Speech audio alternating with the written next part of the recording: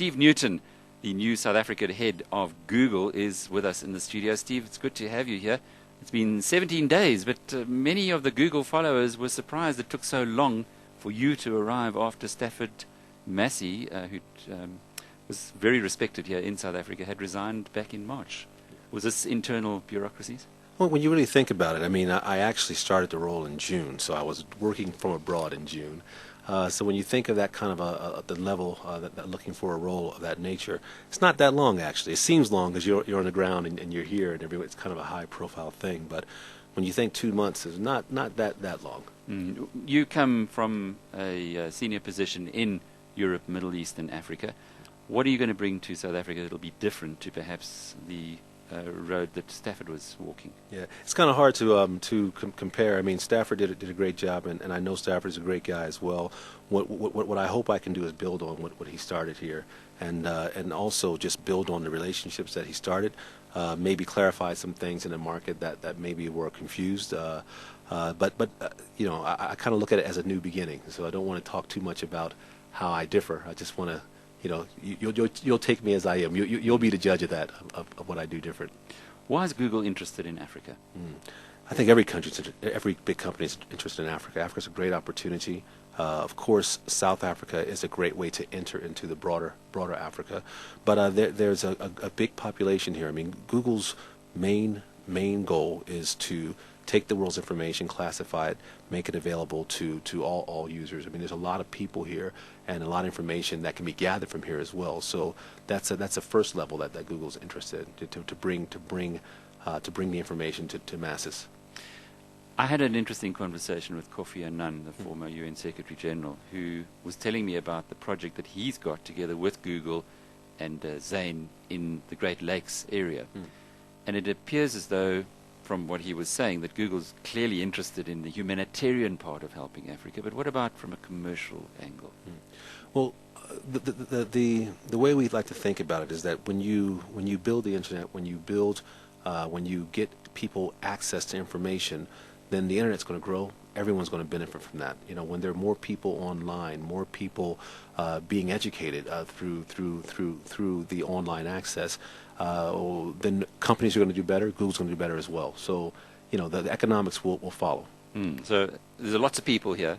At some point in time, the people of Africa will be well connected. What about South Africa, though? The CCOM cable is going to switch on finally next, I think it's next week. Yes. Is that going to make much difference to the way that Google views this market? I hope it makes much difference to get more people online. First of all, I mean, as you're probably more than aware, 10% of the population approximately have ISP penetration or ISP access.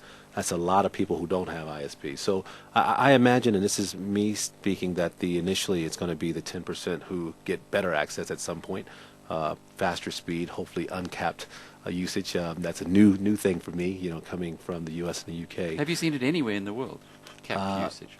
Not to my knowledge. I mean, but you know, things are different. I had a conversation earlier about when you're visiting somewhere and you're living somewhere. I mean, I've been to South Africa many times.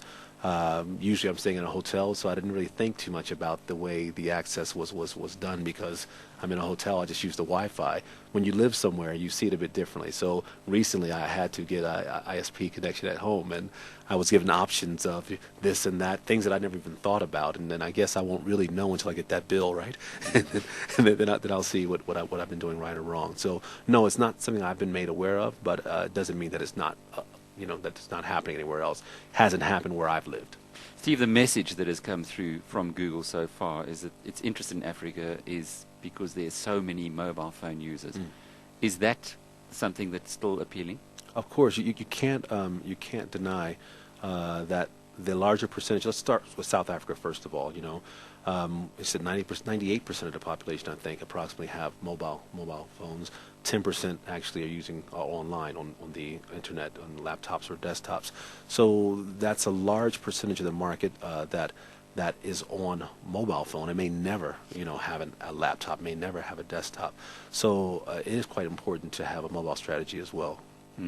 Is it used somewhere else in the world, or is there a model from somewhere else in the world that you'll be able to bring to Africa on the mobile phone side? that particular side of it is not something that I will be directly, I will be influenced. We have divisions who focus only on that, so we'll work in coordination. One thing that I will say, however, is that Google is very keen and very dedicated to finding local solutions. So, even with me coming here, I'm not coming with the idea that I have all the answers that's going to work directly for South Africa. I want to meet people. I want to meet people like yourself, people who are thought leaders. I want to meet our clients. I want to meet the agencies, see what's happening, see if what I know can be applied in a local sense, but locally, if you see what I mean. I don't come with the answers. I'm coming with some ideas. What about the talk of Google establishing a data center in this country? It's very important for Google to have their data, their information to be accessed quickly and securely. And to do that, we have data centers all around the world, but we do not comment on where those data centers will be. But if it makes sense to have one here, then we will have one here. Is the traffic just not sufficient yet? Yeah, I can't give any information about that, but it is important for us to make sure that we have low latency, and if and when that time comes, then it will be here. Yeah. Steve, your company's been very much in the news in the last week or so with the launch, perhaps not launch, but with the aggressive statements about Google Chrome and the response from Bill Gates at Microsoft, who said that he's surprised that people are taking it so seriously because it really isn't anything new. Google Chrome being a browser and a new operating system. Are you shaping up, or is the company shaping up, and perhaps I can talk to you now with your Google hat on, for a big punch-up with Microsoft? I hope not.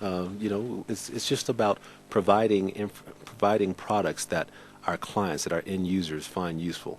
I mean, that's what Google's main goal is. And if we continue to do that well, then we'll continue to stay top of mind. We'll continue to have a nice portion of the clients who respect and keep using our products. So what I think about that, I think about the operating system and any other product that we have. It's important that there's competition. I mean, it's important that people have choices, that people have options, and that actually makes all of us as companies work even better. When you're in a situation, there's one company, they're not going to innovate very much. But when you have an environment like ours where there are lots of smart companies doing great things, it keeps things new, and it benefits the entire community, but the end user more so. That was very much a message that your predecessor had to talk about on the advertising, in the advertising area. Clearly you must have done an analysis of that and the lack or relative lack of competition of advertising in South Africa. And when you say lack of advertising... competition. Lack of competition in the advertising front. Online not really stretching itself just yet. Right. So you're speaking more about the advertising. The advertising, yeah, where we are as far as the maturity level.